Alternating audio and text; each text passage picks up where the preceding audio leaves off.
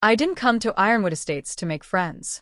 After 20 years in Delta Force, the only things I craved were stillness and space. I bought the last house on Birch Hollow, a one-story brick home at the edge of the development, framed by old oaks and a wrought iron gate I installed myself. The morning after I moved in, I met the HOA. She showed up unannounced, striding across my lawn like she owned it. Slim, silver-haired, clipboard clutched like a weapon. Her smile didn't reach her eyes. "Welcome to Ironwood Estates," she said. "I'm Candace Welling, HOA president. I like to greet all our new residents personally." I nodded. Much appreciated. Her eyes flicked to the motion-detecting floodlights on my eaves. "You installed those yourself?" "Just a precaution," I said. "Old habits." She arched a brow. "We have lighting guidelines." I'll email them to you. "Sure," I said, without promising anything. She turned, stopped, then added over her shoulder, "And your mailbox post is not HOA compliant. Only black wrought iron is permitted." That was the beginning. The email came that night. So did a formal letter, fine print, bold headers, words like non-compliance and mandatory correction. I reread it twice. My cedar post and weatherproof lights had violated a neighborhood aesthetic, apparently. I ignored the letter. The lights stayed. 2 days later, a second notice. Then a fine, $2.50. They didn't waste time. I decided to attend the next HOA meeting. I figured I could explain myself, face to face. Maybe Candace wasn't as rigid as she seemed. The meeting was held in the community clubhouse, a beige, forgettable building with coffee-stained carpet and folding chairs arranged like a tribunal. About 20 residents sat silently as Candace called the meeting to order with the smug certainty of a small-town tyrant. When it was my turn to speak, I stood calmly. "I'm John Walker. Just moved into 98 Birch Hollow. I've received a few notices regarding my lighting and mailbox. I'd like to understand the urgency behind them." Candace didn't even look up from her notes. "Our HOA bylaws are public record, Mr. Walker. They were mailed to you upon closing." They were. But no one mentioned that minor, harmless changes would provoke fines in less than a week. I served in combat zones where security lighting saved lives. It's not ornamental. It's functional. A low murmur stirred the room, but Candace's voice cut through it. "This is a residential neighborhood, not a military base. We have a standard to uphold." "Is the standard safety?" I asked. "Or control?" That got her attention. Candace looked up slowly, eyes narrow. "You may find that Ironwood Estates isn't the best fit for everyone. I paid for my home like everyone else. I'll live in it how I see fit." A man across the room, a soft-spoken retiree, by the look of him, gave a faint nod. But no one spoke. Candace gave a thin smile. "You're free to take it up with the board. But be advised, the fines accumulate." I left without shaking hands. 3 days later, I came home to find an orange violation notice pinned to my door. This time, the wording was harsher. "Failure to comply with HOA code may result in further enforcement action." No definition of further enforcement. It didn't take long to learn what that meant.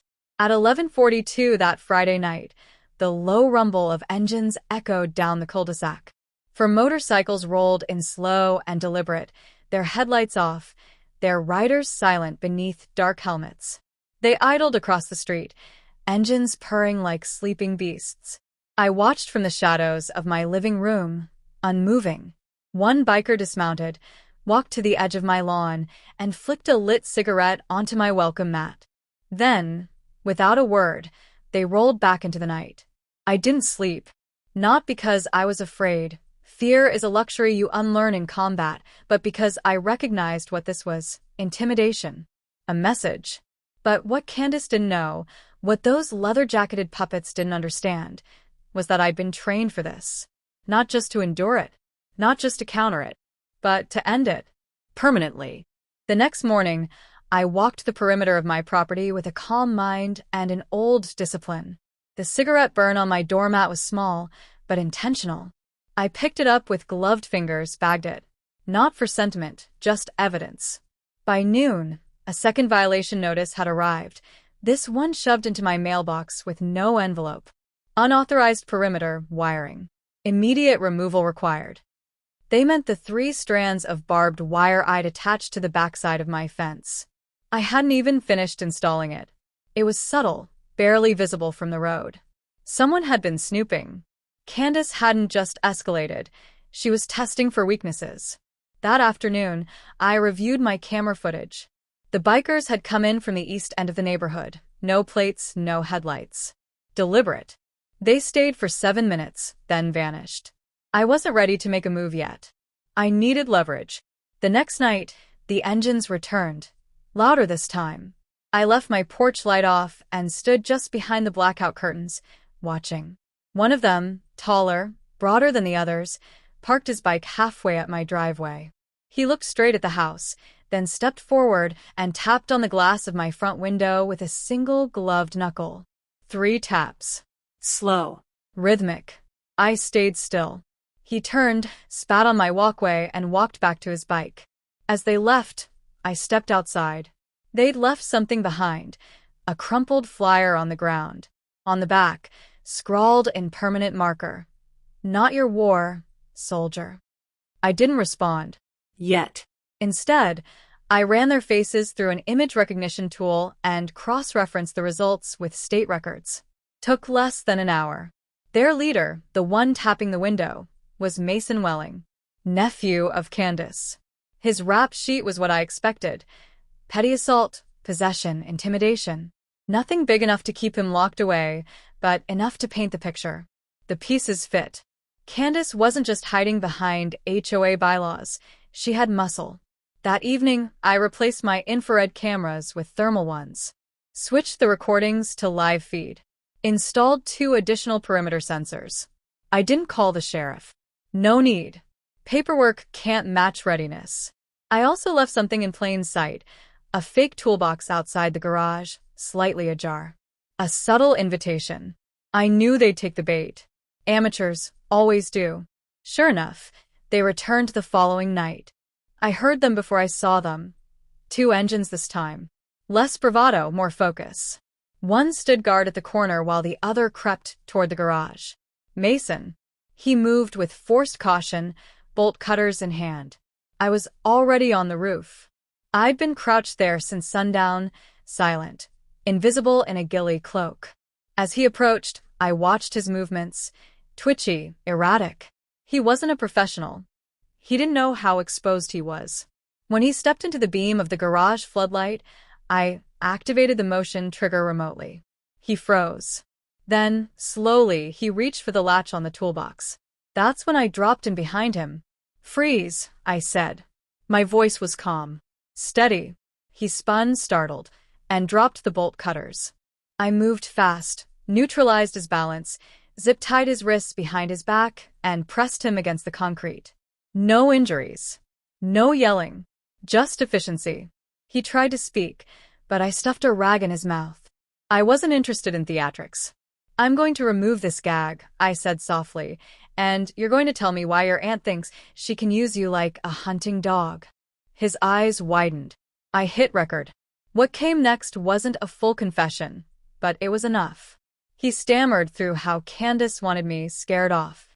Said I was a threat to the order. That I needed to learn my place. That Ironwood had ways of dealing with people who didn't follow rules. He didn't say it all, but he said enough. I let him go. No bruises, no cuts, just silence. But before I did, I looked him in the eye and said, "If you or your friends ever step on my land again, I'll consider it a hostile act. And I don't respond kindly to threats." He believed me. They always do. That night, I filed an anonymous complaint with the sheriff's department. Trespassing. Vandalism. Suspect descriptions included. I wasn't done, but the game had shifted. They'd made their move. Now it was my turn. 3 days passed. No bikers. No notes. Not a whisper from the HOA. Candace had gone quiet, but it wasn't surrender. It was recalibration. I'd seen the same thing in combat. When a power figure loses control, they retreat just long enough to find a bigger stick. I knew the next blow wouldn't be a visit from her nephew. It would come on paper, with city seals and legal threats. And I was right. On the fourth day, I received a certified letter. Not from the HOA this time, but from a law firm representing Ironwood Estates. The document was thick, pages of formal accusations, public endangerment, violation of neighborhood safety codes, and my favorite, aggressive behavior toward community members. It was a trap. They were building a case to label me a public menace, to push for forced removal. But they'd made a mistake. They assumed I'd fight like a homeowner, not like a soldier. I spent the next 48 hours gathering intel. Public records, financial filings, county zoning reports. Ironwood Estates was not just a community, it was a private enterprise with multiple shell companies. I traced them all, and the deeper I dug, the clearer it became. Candace wasn't just enforcing rules. She was protecting a web of backdoor deals, misappropriated funds, fraudulent fines, and sweetheart construction contracts with her relatives. The bikers? Just a distraction. The real game was money. I printed everything. Labeled, indexed, time-stamped. Then, I paid a visit to an old contact, Detective Herrera, with the state attorney's office. We weren't friends, but we'd served together during a joint operation in Kandahar, years back. He owed me. When I showed him the file, he didn't blink. "Give me 2 weeks," he said. "I'll give you 1, I replied. Back home, I waited. But I didn't stay idle. Candace sent another letter. This time, a formal HOA hearing to review my violations. The tone was smug again, confident, like she believed her legal scare tactic had worked. I RSVP'd in person. The meeting was held at the clubhouse again. Only this time, I wasn't alone. I walked in with a briefcase and a GoPro clipped to my lapel. Recording, loud and legal. The room fell quiet. Candace sat at the head of the table, flanked by her board. Mason wasn't present, probably hiding from the light. She gestured to a chair across from her. "Mr. Walker, please be seated." I remained standing. "This meeting," I said, "is being recorded and duplicated to a cloud server. Anything you say is admissible in a court of law. You'll want to choose your next words carefully." One of the board members shifted nervously. Candace's smile faltered. "This is an HOA violation hearing," she said, but her voice had lost some of its steel. "No," I replied. "This is a final opportunity for you to correct your behavior before this documentation." I tapped the briefcase. Is turned over to the state attorney. I opened it. Inside, copies of invoices paid to a fictitious landscaping company, owned by Candace's brother. Checks written to security contractors tied to Mason and his biker crew. Bank statements showing HOA dues funneled into personal accounts. "I don't bluff," I said. "I deploy." Candace stood abruptly, knocking over her chair. "You have no right." "I have every right." I cut in. "You used intimidation, fraud, and nepotism to terrorize this neighborhood.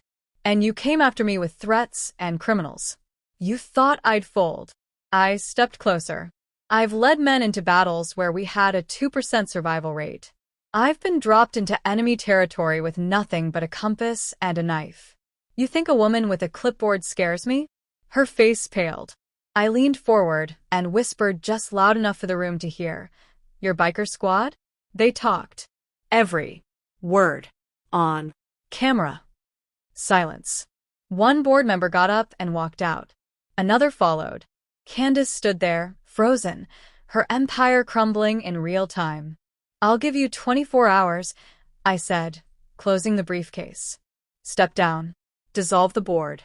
Refund every fraudulent fine you've ever levied. Or this entire file goes public, and you'll be answering to someone who doesn't knock first."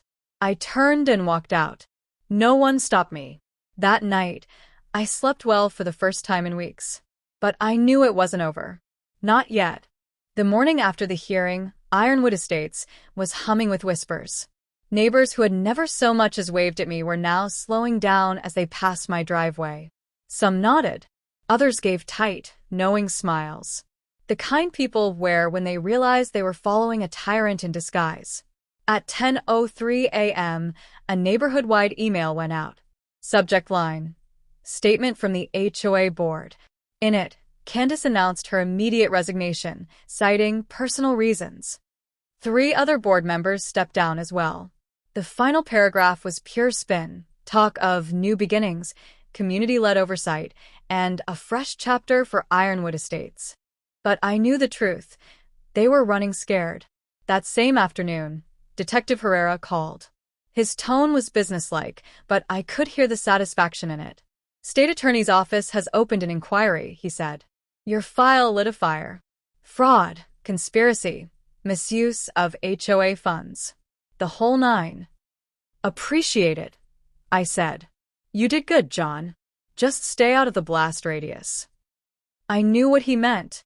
People like Candace don't just fade away. They crawl into the shadows and wait for the next opportunity. But I was ready. Always had been. The new interim HOA board was appointed within a week. Volunteers from the community, folks who actually lived here and wanted peace, not power. One of them, Mr. Alston, a retired firefighter, came by my place personally. We owe you, he said simply. You didn't just stand up to her. You showed us we could too. I didn't do it for the neighborhood, I replied. But I'm glad it helped. He smiled, then handed me a sealed envelope. Inside was a refund check for every fine Candace had ever levied against me. Attached was a handwritten note. We're sorry. This should never have happened. I didn't keep the check. I donated it to a local vet support group. I wasn't in it for the money. What mattered was reclaiming peace. But Ironwood wasn't finished teaching lessons. 3 nights later, I heard another engine at the end of the cul-de-sac. 1 bike. No headlights. I slipped out the back door, silent as fog, circling through the trees. It was Mason. He stood beside his bike, helmet off, shoulders hunched. He looked different, less cocky. More human. I know you're there, he said into the darkness. I stepped into the light. You lost. He turned slowly. No swagger this time. Just guilt. I came to say sorry. You didn't deserve what we did. My aunt. She told me you were dangerous. A threat. You believed her. He looked down. I did. Until you didn't break my jaw when you had the chance. I studied him for a long moment. Go home, Mason. Whatever you were before, be better now. He nodded once, mounted his bike, and rolled away. I never saw him again. Months passed. Spring bled into summer. I rebuilt the garden Candace once said violated. Visual uniformity. The new board didn't care. The neighborhood began to breathe again. Fences relaxed. Eyes stopped darting at every noise. Kids played in the street without being told their sidewalk chalk needed HOA approval. Peace at last. But I stayed ready. I still trained every morning before sunrise. Still ran drills. Still kept cameras active and defenses sharp. Not out of paranoia, but principle. Because men like me, we don't stand down. We stand watch. One morning, while tending to the fence line, a new neighbor stopped by. Young couple, toddler on the hip. You're John, right? The man asked. I nodded. Heard what you did. We just moved in last week. Place feels safer. Thanks for that. I gave a small smile. Just doing my part. As they walked away, the toddler turned, looked back at me, and waved. I waved back. For the first time in a long time, I felt it belonging. I came to Ironwood Estates for stillness. I didn't expect to find purpose. But sometimes, standing your ground doesn't just protect your peace, it gives others the courage to find theirs.